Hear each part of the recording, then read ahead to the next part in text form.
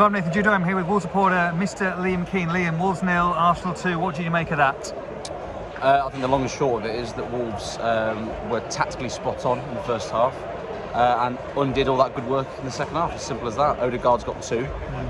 Wolves defended poorly and they got what they deserved in the end. I did think, as I just alluded to, that the first half was very good. They absorbed pressure. They attacked on the counter. I thought tactically they were absolutely perfect first half. And then as soon as a couple of individuals switch off, that's all it takes for a side of Arsenal's quality to score goals.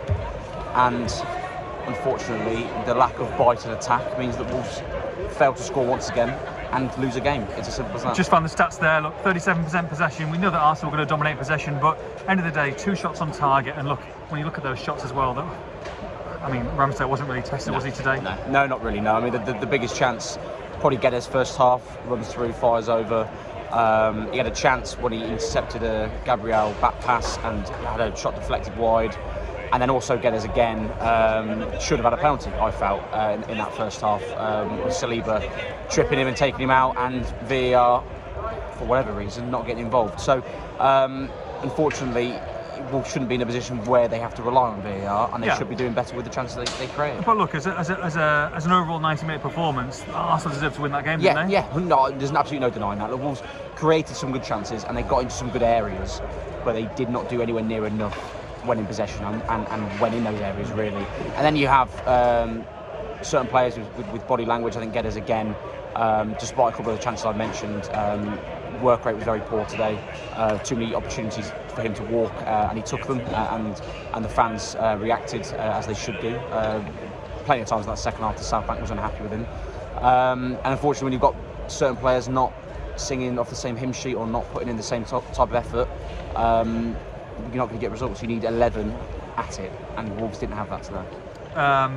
Let's talk about Guedes and the penalty. I guess it was probably Wolves' best moment, most positive moment of the half, and it wasn't given in the first half. I guess if that's given and Neves puts it away, it's a different story. But it wasn't. Just explain what happened and why you think it wasn't a penalty. So, Boubacar Traoré, who, by the way, I thought had an excellent game today, actually.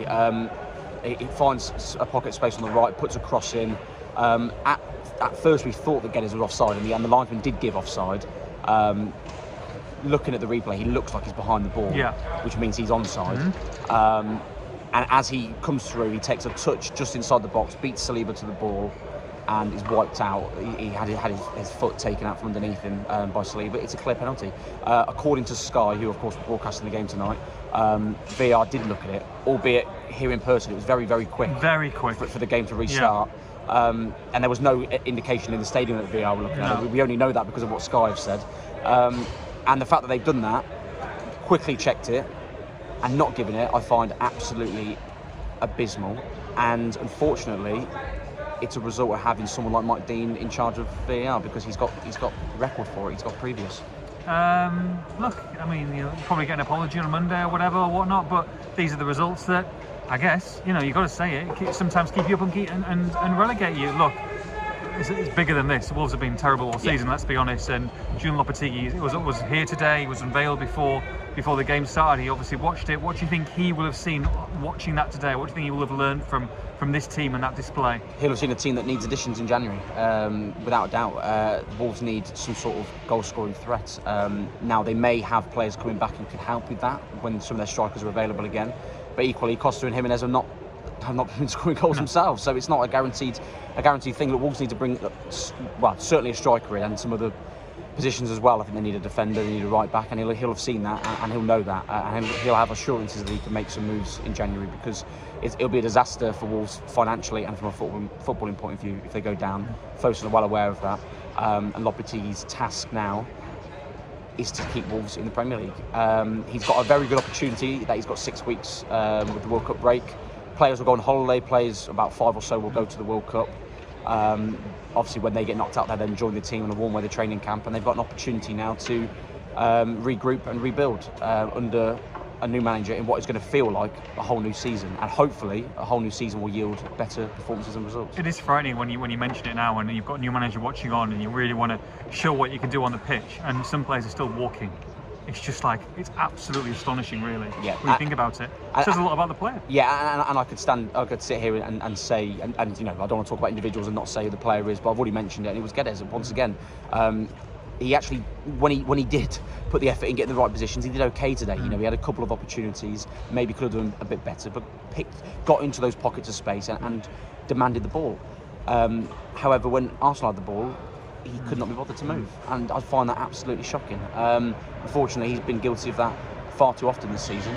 And Lopetegui's task, one of his tasks, is to get more out of him, as well as several other players. Can you get more out of João Moutinho, or do you think, you know, his legs potentially? I mean, is he going to be a person who's going to be a starter for Julian Lopetegui? Because look, for me, he's struggling, and look, he's been an incredible player. We said it again, and he calls our bluff, and he comes back and he's dominant. But I think this might be the time where, you know, we're seeing Father Time. I've said it, but Father Time winning, really, and he does look every inch an older player in this lineup, doesn't he? His form this season, for the vast majority of the season, for me, means that he shouldn't be starting for Wolves at the moment.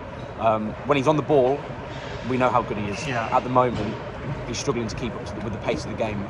You look at Boubacar Traoré today, who's very raw, very rough around the edges, needs a bit of coaching and a bit of fine polishing, but he's a bundle of energy, and he moves like a player who is, 15 years younger or so than Moutinho. A bit like you and me. So, perhaps. Look, I wouldn't go that far. Again, I thought he was very good today. He looked after the ball a lot better than he has done previously. Won it back plenty of times as well, and got Wolves moving up the pitch. You look at the comparisons between him and Moutinho. Moutinho, as I say, is technically gifted. He's been a wonderful player for Wolves. But right now, unless anything changes over the break, unless Lopetegui can get some out of him, right now looks a player who's struggling to keep up with the pace of it.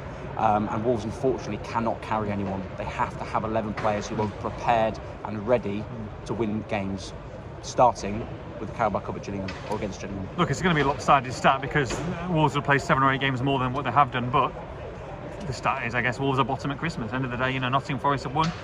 Wolves are getting cut adrift, and look, it's of course the Wolves won with the camp. They've then got Gillingham, but already you're looking ahead, and it's a long way to go.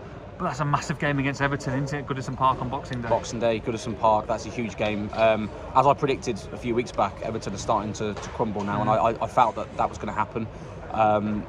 And that becomes a huge game for the outlook of the season. Wolves have to go there, and you know, they won't have an opportunity for January before then, of course, but they have to go there and have a much more clinical approach to the game. When you get opportunities, you have to take advantage of them, because you won't get many, particularly away at Goodison Park. It's a huge game. Lopetegui's got an opportunity to build a little bit of good feeling around the place. I think the mood around camp is definitely better, knowing that they brought a top quality elite manager in, but he's now got to try and get a tune out of his players. Wolves 0, Arsenal 2. For all the post-match reaction, make sure you log on to expressandStar.com.